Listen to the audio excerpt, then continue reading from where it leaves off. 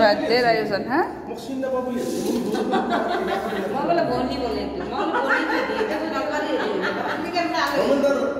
হয় মই আজি গম পালোঁ কল্পনা ষ্টুডিঅ'ৰ যি হেৰি তেখেত ৰোমেঞ্চ ইমান বছৰ আছিল আজিহে শুনিলোঁ মই ভাবি আছোঁ আগতে ক'ত দেখা পাইছোঁ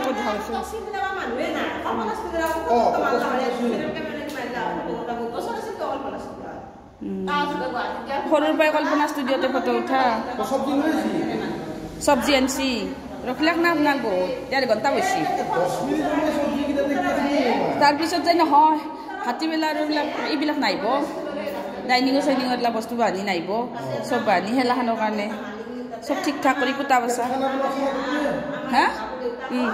পিছ চাইডে হ'ব পিছ চাইডে আহিব মই দেখাই দিওঁ আপোনাক